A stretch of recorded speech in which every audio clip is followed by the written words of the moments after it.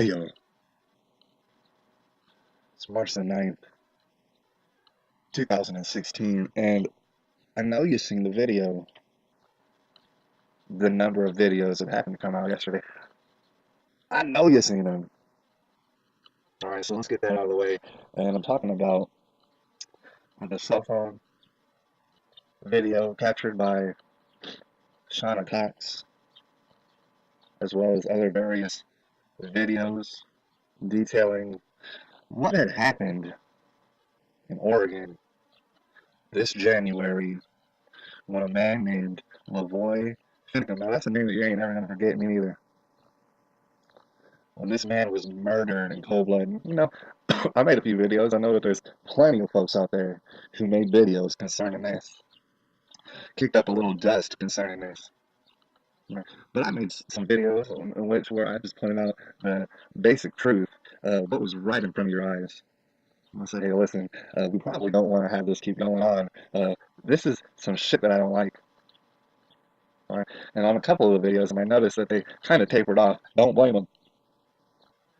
I had what you would call trolls, or haters, come up on my video and explain to me all the reasons why it makes sense, why it is lawful to murder this man on the side of the road. I went ahead and told them, you know what, there are two sides, you chose your side. Go ahead and stay on your side. All right? Because what happened here was obvious. And it doesn't matter how ambiguous the video footage that was given to us was. Because I could feel it in my bones, because I had eyes to see. And a great deal of people out there also had eyes to see. And we knew what we were seeing. We didn't need this footage that just came out to understand what kind of situation we're in as a nation, as individuals. Now we said, time will tell on this. All right, the evidence will come out. There's no way that we're wrong about this. And guess what? Nah, there wasn't no way. All right, isn't it becoming clearer and clearer? All right, you've seen the video now where, yeah, there was guns in that car, and nobody reached for him. All right, you keep telling us, oh, the boy had a gun. No, he didn't. All right, that's obvious.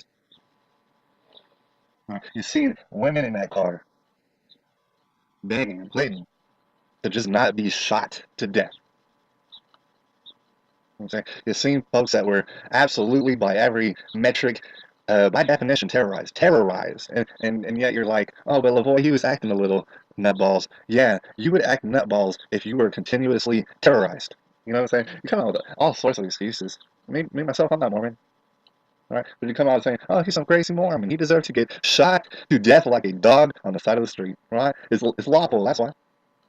Because that's what the law says. Show me where the law says that if you happen to be Mormon, you happen to be a little bit frazzled by the fact that you've been terrorized for days and days and days, that you deserve to get shot down on the side of the road, even though you're literally, quite outwardly, going to see a sheriff and everybody knows it. I'm saying using all sorts of lethal tactics, all sorts of them. Quite interesting. Now, let me just finish by saying what I started off saying. The main point of this is that there's been a fence put up. All right. There's a guy in the Bible. A lot of y'all don't want to think about him. He said, you know what? You know what? I didn't come to bring peace at all. It's not my mission. My mission is to bring the sword. My mission is to divide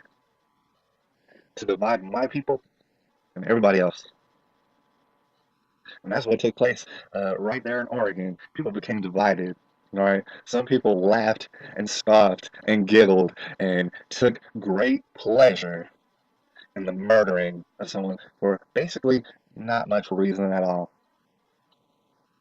And as I speak today, they're still on that side of the fence. They're still reaching and grasping for any shred of logic which doesn't exist. just so that they could feel justified in the fact that they love seeing murder. They love it. You know what I'm saying? Especially when they don't have to do it. All right. And like I detailed, you know what I'm saying, other people done got murdered since, man. All right. The murder is going to continue. Guess why? A totally rampant criminal force within the government is perpetrating it, and they ain't gonna stop. You know what I'm saying? They are not gonna stop. All right. Psychopaths.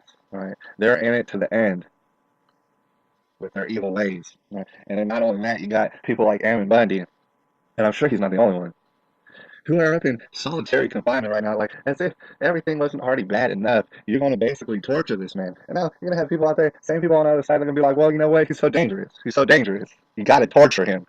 You got to. For everybody's safety, torture this man. And then they're going to be like, oh, man, solitary confinement, that's not torture. That's just something that's legal. That's lawful. Don't worry about that.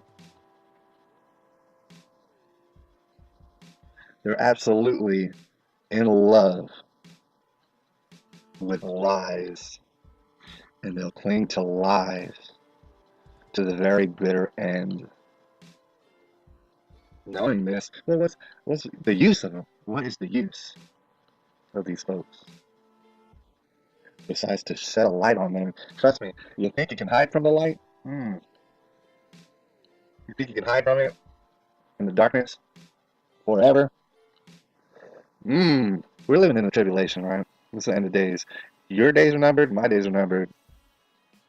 And we're gonna find out who's right about this. It's March the 9th, 2016. Guess what? Ranchers' lives do matter.